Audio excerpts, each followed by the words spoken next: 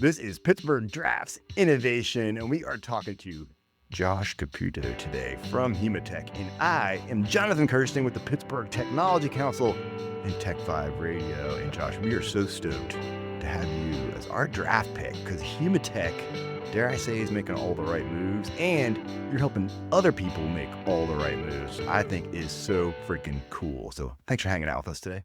Wow, thanks, Jonathan. It's an honor. Well, first and foremost, in case our listeners don't know, who is Humotech exactly? You do the best story describing. When I do it, I mangle it up. So I'm going to let you talk about it. Yeah, at Humotech, we build wearable robotic systems. So think prosthetics or exoskeletons.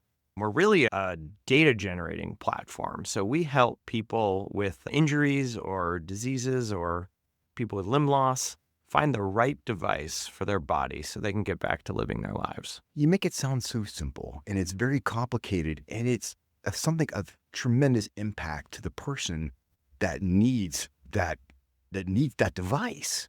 And as I've learned from you guys over the years, I mean, you've been doing this for you're on your 10th year now doing this thing? Yeah, actually 11 years. 11 years? Yeah, because it was last year that I talked to you. I see time's moving by fast. So 11 years into this, and you've evolved so much as a company, because it's starting with the devices itself, then collecting all this data. You now have a system that allows people to actually try these prosthetics out before actually having to invest in them and get the right fit so they can get out there and, like I said, make the right moves. Yeah, it's been a long time coming. We've been in research and development for over a decade, working with major institutions like Carnegie Mellon University and the U.S. Department of Veteran Affairs. And that's all culminating into an exciting launch that's going to be happening this year. Okay. Where, the technology will be in the clinic for the first time. Don't leave me hanging. Let's go more on this. Tell me whatever you can, because it's been so much fun watching you guys make these moves over the years. And now I feel like you're on the precipice of something that's really going to take the company to some new levels. And most importantly, help even more people with your technology. Because everyone knows I'm a sucker for technology that really helps people out. I mean, I'm all about the dating apps and ordering your stuff online. Like, that's great, but if you can actually help somebody not suffer and get back to a normal life, that's what I'm talking about. So give me details, Josh, or I'm not letting you out of here. Of course. Yeah, so I'm happy to talk about what we call our prosthetic foot emulator system. Whoa. So, First off, you said the word emulator, so I'm like, all right, my ears peaked up. Yeah. Okay. Yeah, so this technology, it's like that piece of equipment you use when you go into the optometrist's office and you explore what different lenses do for your vision. You know, the optometrist can ask you, how's this, better or worse than the last one? We do the same thing, but with prosthetic feet. So if you're a person with limb loss, it's actually quite complicated to try and find the right fit. There are hundreds of options. And so we help generate data and find the right fit. So that means so much because these things are not cheap. And I feel like sometimes if you get something and it's not quite the right fit, like literally, like you have to go back to square one. And last time I checked, I don't think you can exactly like return these things for a full refund, right? No, a prosthetic limb can cost as much, if not more, than a car. Wow. So imagine you went into that decision with no opportunity to trial your options. Exactly. Yeah. So with this emulator now, you get to actually try the options. So you see what works best. So first off, you have very happy people that are going to have a lot of confidence knowing that the prosthetic they get is going to fit them and their lifestyle. But then the industry itself is like, we're going to save a ton of money here and make sure that we can actually help these patients.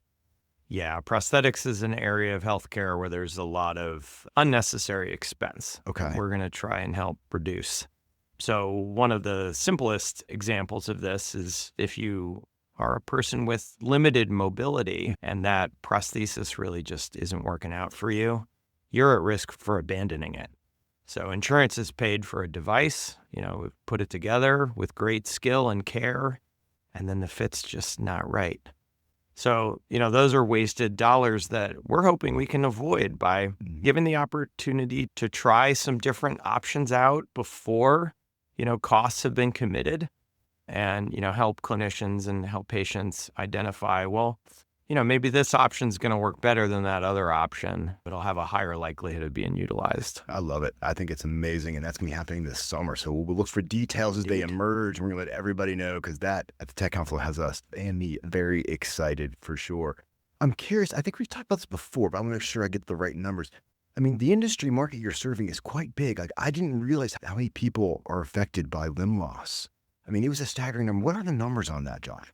Yeah, sometimes I have to deal with the perception that this is a niche industry. It Right. really isn't. There are 300,000 prosthetic legs sold every year in the world, and it's a 15+ billion dollar industry. That's a market. Yeah, I think the public perception is just, well, it is the way it is because prosthetics are often hidden. If you have a prosthetic leg, yeah, most people, they cover it up with their pants and they try to, air quotes, walk normally. So I think this is a real perception problem.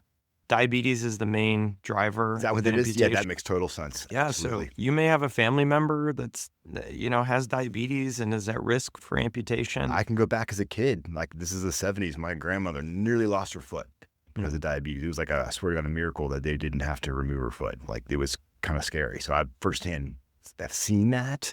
And to think about how many that actually affects, like, every day. Yeah, diabetes is an epidemic. Yeah. So we can all relate, someone in our family. What's amazing to me, though, is once again, Pittsburgh comes to the rescue with Humotech because you've been working at this for 11 years to have a solution. So if something unfortunate like that does happen, there's something that can help make that difference up and get you back to life, get you back to being the person that you once were as much as possible. Yeah. That's cool. Yeah, and the concept is simple, but healthcare is complicated. Oh, yeah. So That's a whole other podcast. That's where all the work is, and collecting that data and Absolutely. ushering in change. Very cool. So you have to be very excited. 2026, I think it might be one of these very pivotal years for you guys as you watch this thing out. So I'm excited to watch this happen. Of course, you gave me my invite. Rumor has it there might even be ice cream at this event, but I'm not holding you to it. But just in case, just throwing it out there to cement the opportunities. It's a good idea, Jonathan. Always fun hanging out with you. We are just truly mesmerized by the great work that you and your team at Humotech are doing. And Thank we're you. so excited to draft you to our team. You're on it, man. Let's get out there. Let's make some moves. Let's go get them.